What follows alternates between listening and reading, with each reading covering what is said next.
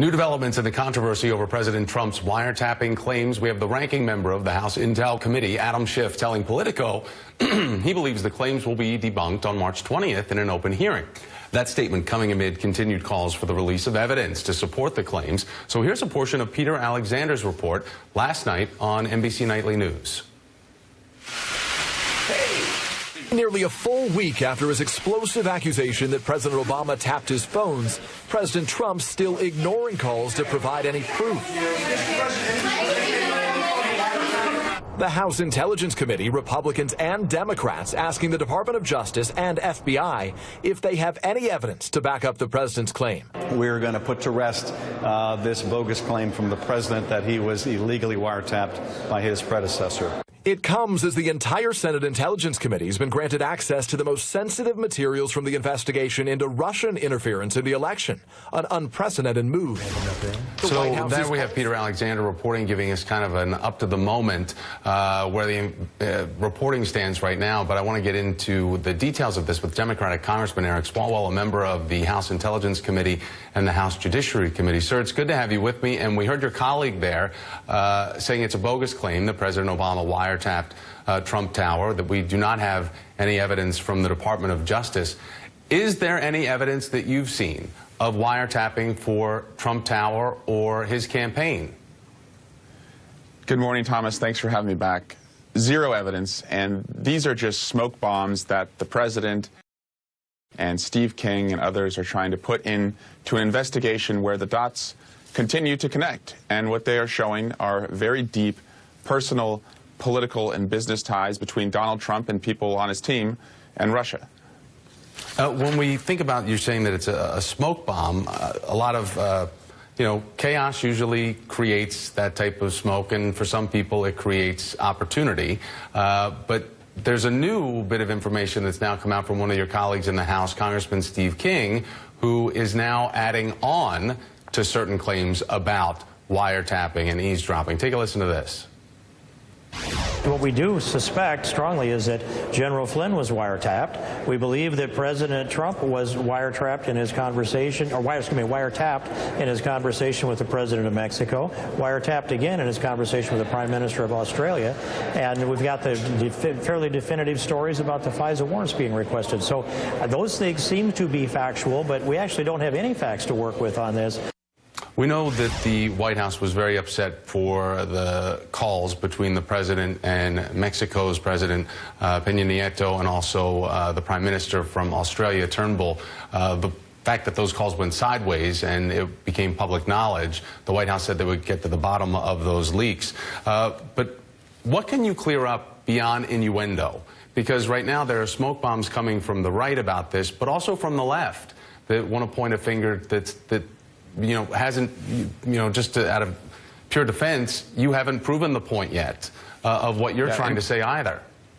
And Thomas, when I hear comments like we believe or we suspect, to me that means we have no evidence. We're just kind of winging it. And you raise a fair question, Thomas, because right now we have only found deep political, personal, and financial ties. And the question that Americans have: do these ties extend to working with the Russians as they were attacking us? I'll pull out one piece of evidence that we certainly want to investigate more in the House Intelligence Committee. In June 2016, it's revealed that Russia is indeed attacking us through this interference campaign. 1 month later, Carter Page, who President Trump cites as a foreign policy senior advisor on the campaign, gets permission from the campaign and travels over to Moscow. Now, it's very interesting that a senior advisor to the Trump team would visit Moscow at a time that it's known across our country that Russia is attacking us. Well, and you've also launched a website and a specific page, and I think people that have looked at Ancestry.com might get confused by this because it's the links. You give all these different links of the people within Trump and his team and the potential connections to whether it's the ambassador to the U.S., Sergei Kislyak, or Vladimir Putin, Russian business interests, and certain people within the Trump orbit that have had contact and connections. Yeah, we haven't proven that they're all related yet, Thomas. We're just working on the personal, political, and business ties. And it's a living, working website because, as we see, it's updated as far as info on this every day. It's being revealed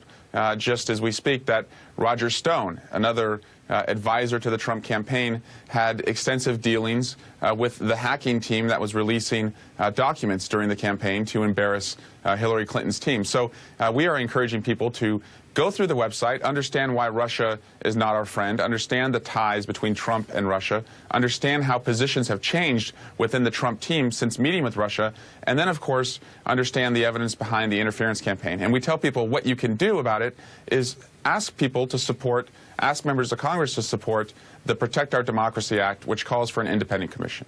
Well, and a lot of people would say, well, what the heck was everybody doing in 2016 when this was going on? And why proper alarm bells going off then if certain Democrats are to be believed today? We have the FBI Director, James Comey. He held a closed-door briefing on Thursday with the Gang of Eight, the top Democratic and Republican lawmakers from the House and Senate there. Have you been hearing any information that came out, that's come out of that meeting from your colleagues? What I know is that on March 20th, Director Comey is going to testify before the House Intelligence Committee in our Russia investigation. One of the first questions that I know members of our side will be asking is what you just brought up at the top of the hour. Was President Trump wiretapped? Now, it's a ridiculous question because we might as well ask him about Roswell and who was the real O.J. killer, but it is important for the American people to put this to bed once and for all, and we expect Director Comey will say no, that is a destructive claim. That did not happen, and hopefully he will shed more light on the investigation into any U.S. persons who had prior ties, if that did exist, with Russia while they were attacking us. Do you think that that the testimony just from James Comey alone is going to be enough to reveal what's going on? Because we have Congressman Adam Schiff also saying that he wants the former British spy Christopher Steele, who was the author of an unverified dossier about the president, to testify as well. This is someone that the FBI was going to pay for his work. They ultimately ended up not paying him for this work. Yeah, this will not be the first and last hearing on this. We expect many hearings, and we'd like many witnesses, including Christopher Steele, who wrote the dossier. What's interesting about the dossier is that we have not seen, at least in open reporting, that dossier discredited. But we have also not seen many parts of it validated. So he would be a very key witness, as would Carter Page, Roger Stone, members of Trump's security team who traveled with the candidate, or Donald Trump, in 2013 when he was in Moscow for the Miss Universe competition. These are all people who I think would be interesting to talk to and shed more light on the personal, political, and financial ties that existed with Russia. What makes you think they're going to tell the truth, though? I mean, we've seen from certain people. We've seen from certain people within this, atmosphere of Donald Trump, whether it's Jeff Sessions not remembering having, time with the the Russian ambassador, the U.S. one, Sergei Kislyak, or the fact that there are certain members of the team, whether it's Mike Flynn, who was not transparent about being a foreign agent being paid by Turkey during his time advising the president prior to his election. What makes you think that you can really get the truth out of certain people you'd like to have go under oath?